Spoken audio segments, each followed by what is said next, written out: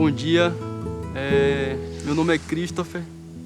Eu estou aqui para falar um pouco sobre a minha experiência com o Relicário de São José. Na verdade, começou nas peregrinações, que sempre tem um momento que é muita energia, né? Então as coisas ficam um pouco tensas. Então sempre quando a irmã Lucia viaja, ela leva o relicário. E aí eu comecei a pedir para ela para fazer uma contemplação com o Relicário de São José. Então eu fui percebendo que quando eu estava ali diante aquele coração de madeira super simples, eu via que eu ia me acalmando, sabe? Então comecei a fazer mais vezes e para mim assim era como eu saísse assim de uma pressão de uma grande cidade, assim, tipo São Paulo, assim, naquele super movimento, e fosse para um lugar assim super calmo, com barulho do mar, com cheiro da terra, assim, sabe? Aquela paz, aquela tranquilidade.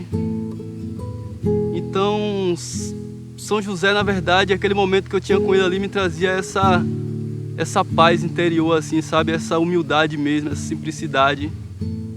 E teve um momento também que ele mandou uma mensagem para a irmã Lucia sobre o relicário, né? Quem contemplasse o relicário dele, que mais ou menos, vou fazer uma colazinha aqui. Ele falava assim: contempla o relicário do meu coração no profundo das dimensões divinas e encontra ali a porta para a tua própria redenção. Então quando eu ouvi aquilo ali, eu falei: nossa, eu quero essa redenção, né? Eu quero esse momento mais com São José. Então eu fui cada vez mais querendo me aprofundar nesse mistério, nessa simplicidade desse ser humano, né? Dessa pessoa que foi São José enquanto esteve encarnado aqui na Terra. E é isso, assim. Essa foi a experiência que eu tive assim nesse momento assim de agitação, foi encontrar essa paz dentro de mim, assim, esse momento de tranquilidade, essa simplicidade, assim, que aquele coração nos traz, assim.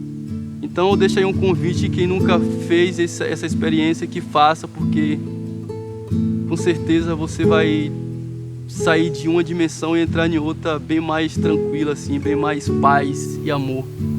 É isso aí.